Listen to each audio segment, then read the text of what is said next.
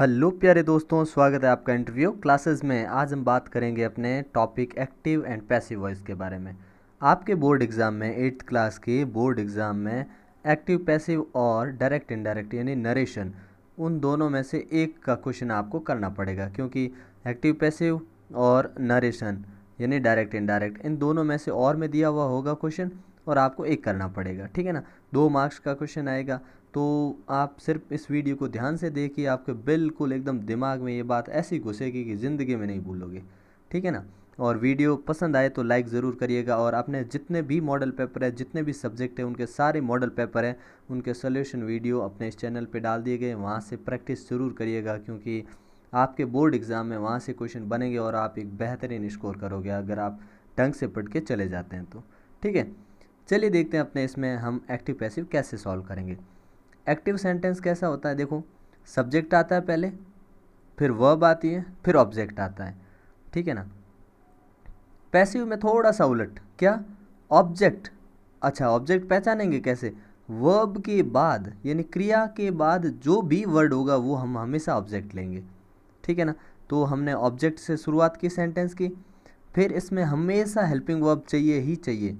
Sentence में हो सकता हो नहीं भी हो, ठीक है, मेन वर्ब तो होती है, हेल्पिंग वर्ब ज़रूरी नहीं हो। तो अगर नहीं हो तो भी हमको लिखनी है, हो तो लिखनी ही है। फिर लिखनी है मेन वर्ब की थर्ड फॉर्म ही होगी, ध्यान रखना। बी प्लस वर्ब की थर्ड फॉर्म को हम पैसिव कहते हैं, मतलब हेल्पिंग वर्ब फिर वर्ब की थर्ड फॉर्म, इसी को पैसिव कहते हैं। ठीक है ना। और बाई लिखिए फिर थर्ड फॉर्म के बाद, फिर जो सब्जेक्ट था उसको लास्ट में लिख दीजिए। अब सेंटेंस से समझिए आप, फिर इसके 1-2 रूल है और ख़त्म बस। ठीक है। एक्टिव में क्या है, तरुण लाइक्स क्रिकेट, तरुण क्रिकेट पसंद करता है। तो मेन वर्ब क्या अपने लाइक्स है ना, तरुण सिंगुलर है। ठीक है, इसलिए प्रेजेंट इंडेफिनिट टेंस में वर्ब सिंगुलर आ गई। तो आपने कहा क्रिकेट, क्रिकेट को आगे ले आए, क्योंकि मेन वर्ब के बाद वाला ऑब्जेक्ट होता है तो हम क्रिकेट को आगे ले आए। फिर क्योंकि ये वर्ब की फर्स्ट फॉर्म है उस हिसाब से हमने इस भरा। अब इस कैसे भरा वो आगे रूल है, अपन डिस्कस कर लेंगे। ठीक है। फिर लगाई हमने थर्ड फॉर्म, फिर लिखा बाय, और फिर लिख दिया तरुण। अब देखिए, अब ये बनाएंगे कैसे उसके बारे में डिस्कस करने से पहले थोड़ा हम कुछ इसके बेसिक रूल सीख लेते हैं। ठीक है। पहला देखिए, चेंज ऑफ प्रोनाउन, कि हम प्रोनाउन कैसे चेंज करेंगे। तो अगर सेंटेंस में अपना आई है सब्जेक्ट में एक्टिव में, तो पैसिव में हम उसको चेंज करते टाइम मी लिख देंगे, और अगर अपना मी है तो उसको हम आई लिख देंगे। इंटरचेंजेबल है, मतलब आपस में चेंज कर देना है। वी की जगह हम अस लिखेंगे और अस की जगह वी, यू की जगह यू ही रहेगा हर बार। शी को हम हर लिखेंगे, ठीक है, और ही लिखना इधर मैं भूल गया, ही को हम क्या लिखेंगे, हिम, क्या लिखेंगे, हिम। ठीक है, तो ही को हिम लिखेंगे और हिम को ही लिखेंगे। दे को दैम लिखेंगे, और नाम है वो नाम ही रहेगा, मतलब नेम नेम सेम रहेगा, उसमें होगा नहीं। अब थोड़ा सा एक रूल जो इसकी कह दें कि एक्टिव पैसिव की जान है, मतलब ये आपको आता है तो आप शहंशाह धुरंधर हो बस। ठीक है। देखिए, अगर सेंटेंस में डू डज हो और वर्ब की फर्स्ट फॉर्म हो, तो आप डू डज को कन्वर्ट कर दो किस में, इज एम आर में। अब सब्जेक्ट अपना सिंगुलर यानी एक वचन है तो इज लगा दो, आई है तो आई के साथ हम जानते हैं एम लगाते हैं, और आर आ जाएगा प्लूरल के साथ। और अगर वर्ब की फर्स्ट फॉर्म हो तो भी आप, फर्स्ट फॉर्म हो ये कुछ नहीं आया हुआ है तो भी आपको इज एम आर इन तीनों में से कोई एक यूज़ करना है, अकॉर्डिंग टू योर ऑब्जेक्ट, जो आप ऑब्जेक्ट शुरू में लिखोगे उसके अनुसार। अगर सेंटेंस में सेकंड फॉर्म हो या डिड प्लस वर्ब की फर्स्ट फॉर्म हो, दोनों में से कोई भी पोजीशन हो, आपको हमेशा वॉज वर्ब के साथ थर्ड फॉर्म लगानी है। या तो वॉज चुनिए या वर्ब चुनिए, और थर्ड फॉर्म तो आएगी ही आएगी, थर्ड फॉर्म तो निश्चित है। ठीक है। अगर मान लीजिए ये तो चलो ठीक है, फर्स्ट फॉर्म होते तो इज एम आर आता है, सेकंड फॉर्म होते तो वॉज वर आता है। लेकिन अगर इज एम आर अपने इधर आ जाए, मतलब एक्टिव सेंटेंस में आ जाए, तो क्या करें, तो कुछ न मत करो, क्या करो कि जो ऑब्जेक्ट आया उसको लिखो, उसके अनुसार इज एम या आर लगा दो, जो इधर था ना वो इस हिसाब से लगा दो। फिर एक नया वर्ड, क्योंकि इसमें आईएनजी वाली फॉर्म होती है तो इसमें भी आईएनजी वाली बीइंग एक नया वर्ड जोड़ो। क्या जोड़ो, बीइंग, और लगा दो थर्ड फॉर्म। फिर से देखना कि इज एम आर आया है तो इज एम आर ही लिखो, जो सूटेबल हो सब्जेक्ट के अनुसार। इज है ना, एम में भी चेंज हो सकता है, आर में भी हो सकता है, किसी में हो सकता है, ठीक है। बीइंग फिक्स रहेगा हमेशा, और वर्ब की third form. Same to same अगर सेंटेंस में वॉज वर आईएनजी आ जाए तो वॉज वर आईएनजी लगाना ही पड़ेगा। इसका मतलब आईएनजी तो लगा नहीं सकते, मेन वर्ब जानते हैं, तो हम लगाएंगे बीइंग। तो ध्यान रखिए, is am are was were यानी कंटिन्यू, चाहे पास्ट हो चाहे प्रेजेंट कंटिन्यू हो, बीइंग लगेगा ही लगेगा। फिर थर्ड फॉर्म लगा दो। और सेम टू सेम ऐसा परफेक्ट में देखिए, हैज़, हैव, हैड, अगर ये हो तो यही लिखो पहले तो। फिर बीन फिक्स रहेगा, आप जानते हो हैज़ हैव के साथ थर्ड फॉर्म आती है, तो बी की थर्ड फॉर्म बीन होती है। तो जब भी हैज़ हैव हैड दिखे एक्टिव में तो पैसिव में बीन लिखो ही लिखो, थर्ड फॉर्म फिक्स है लगाओ। लास्ट वाला है अपना चेंज ऑफ वर्ब्स का, मॉडल प्लस वर्ब की फर्स्ट फॉर्म। अगर मॉडल आ गया, आप जानते हो मॉडल के बाद वर्ब की फर्स्ट फॉर्म आती है, तो मॉडल के साथ हमेशा बी लगेगा और थर्ड फॉर्म लगेगी। अब मॉडल कौन से होते हैं देखो, can, shall, will, must, could, might, should, ये सारे मॉडल होते हैं। इनके बाद हमेशा बी और वर्ब की थर्ड फॉर्म लगाओगे, ठीक है। अब देखते हैं हम इसके बेस पे कुछ क्वेश्चन, ठीक है, ताकि अपना ये रूल एकदम कंफर्म हो जाए और बोर्ड में शानदार मार्क्स हम ला सकें। देखिएगा असाइनमेंट में सॉरी, पहला क्वेश्चन है, ही कुक्स द फूड।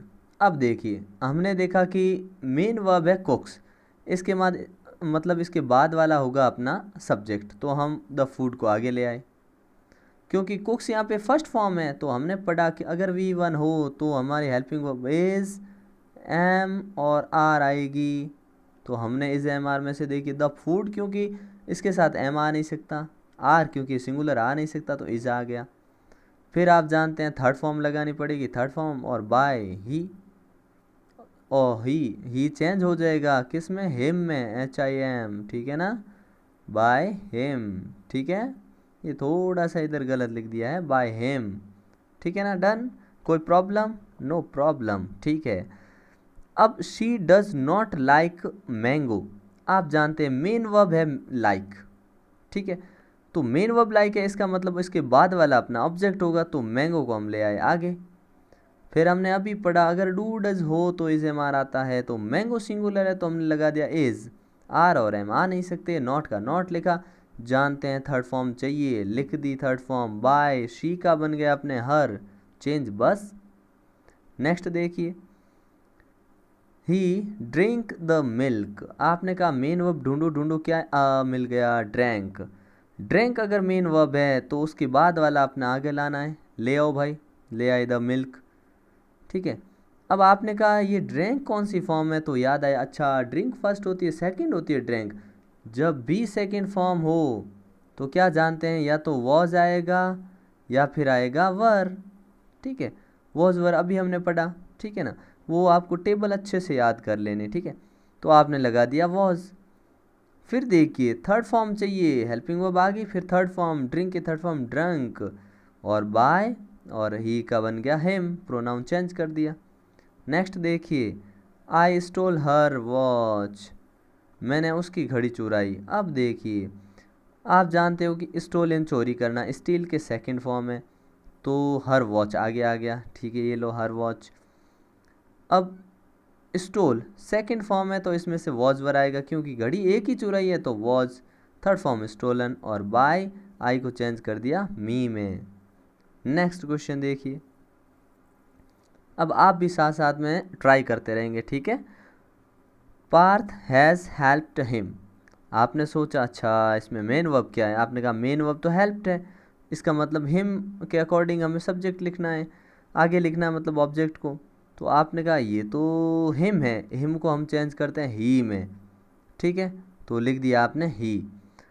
अब क्योंकि हैज़ पढ़ा है, पार्थ के साथ हैज़ और ही के साथ भी हैज़ ही आता है, हैव नहीं आता है, तो आपने लिख दिया हैज़। लेकिन तभी याद आया हैज़ हैव हैड अगर सेंटेंस में हो तो हम लिखते हैं बीन, बीन, तो लिख दिया हमने बीन, ही हैज़ बीन। अब जानते हैं बीन हो गया, अब चाहिए थर्ड फॉर्म, तो हेल्प्ड और बाय पार्थ, ठीक है ना, बहुत ईजी है। अगला देखिए, मेन वर्ब ढूंढो, मेन वर्ब प्लेइंग आ गया, इसका मतलब द गेम आगे आएगा, ठीक है, क्योंकि दे प्लूरल था इसलिए आर था, जबकि द गेम सिंगुलर है इसलिए इसके साथ क्या आएगा, इज आएगा। तो देखिए द गेम इज, अब आप जानते हैं क्योंकि हेल्पिंग वर्ब यहाँ थी, जब इज एम आर सेंटेंस में होता है तो हम बीइंग लगाते हैं। अगर ऐसे भूल जाओ तो ये याद रखो कि आई एन जी यहाँ पे है ना, तो आई एन जी इस सेंटेंस में भी कहीं ना कहीं आना चाहिए, तो बीइंग लगा दीजिए, फिर थर्ड फॉर्म कर दीजिए और बाय दैम लिख दीजिए, ख़त्म। 7वां सवाल देखिए, she was writing the letters, अब वो बहुत सारे लेटर लिख रही थी, तो आपने कहा मेन वर्ब है राइटिंग, इसका मतलब द लेटर्स आगे आना है, आ गया भाई, क्योंकि ये प्लूरल है और यहाँ पे वॉज था मतलब पास्ट है, तो वॉज को हमने कन्वर्ट कर दिया वर में। और जब भी ध्यान रखिए आईएनजी वाली है इसमें, तो आईएनजी लगना है बीइंग, रिटन बाय हर, बहुत ही आसान। अगला सेंटेंस देखिए, वेदांत कैन डू दिस, यहाँ पे मॉडल आ गया, ये मेन वर्ब है, दिस अपना ऑब्जेक्ट जो कि आगे लाए हम, तो क्या बन गया, दिस। नेक्स्ट देखिए, दिस कैन, मॉडल चेंज नहीं होता, कैन का कैन, आप जानते हैं जब भी मॉडल हो तो बी लगाना है आपको, बी, और डू की अब थर्ड फॉर्म लगाइए, डन बाय वेदांत। नेक्स्ट देखिए, मोहित किल्ड द कैट, आपने देखा मेन वर्ब किल्ड है मतलब द कैट आगे आना है, द कैट, क्योंकि यहाँ पे सेकंड फॉर्म है तो सेकंड फॉर्म में ऑप्शन बचते हैं अपने पास वॉज और वर, तो आपने कैट सिंगुलर है इसलिए लगा दिया वॉज। किल्ड का किल्ड, क्योंकि थर्ड फॉर्म चाहिए, किल्ड और सेकंड और थर्ड सेम होती है, इधर सेकंड है लेकिन थर्ड इधर लिख दिया हमने, सेम है, बाय मोहित, ठीक है, बहुत ही आसान। नेक्स्ट देखिए, Krishna had bought new car, bought a new car, इसके आगे आर्टिकल लगा दीजिए अ न्यू कार, ठीक है। तो अब आपने देखा बॉट यानी खरीदना, इसका मतलब अ न्यू कार आगे आएगा, तो अ न्यू कार, हेड का हेड रखो, अब बॉट है तो आप जानते हैं हैड हैज़ हैव के साथ आता है बीन, तो लिख दीजिए बीन, बॉट लगा दिया थर्ड फॉर्म बाय कृष्णा, ठीक है। ये आपके पैसिव यहाँ पे कंप्लीट होते हैं, बहुत ही शानदार और बहुत ही इजी वे में समझाने की कोशिश की है मैंने, और WH वर्ड और कुछ क्वेश्चन टाइप भी बनते हैं। अगर आप कमेंट सेक्शन में इसका नेक्स्ट पार्ट चाहते हैं तो ज़रूर लिखिए कि इसका क्वेश्चन बनाने वाला क्वेश्चन वाले कैसे करेंगे, तो वो मैं बता दूंगा, ठीक है। और भी कोई टॉपिक चाहिए, आर्टिकल हो गया, कोई भी टॉपिक चाहिए आपके ग्रामर से रिलेटेड है तो कमेंट सेक्शन में ज़रूर बताइएगा, आपको वो वीडियो बड़े शानदार ढंग से मिल जाएगा। तो अपने एग्ज़ाम की बेहतरीन ढंग से तैयारी करते रहिए और शानदार मार्क्स लेके आइए, ठीक है। तो मिलते हैं नेक्स्ट पार्ट में, तब तक के लिए गुड बाय, जय हिंद, जय भारत।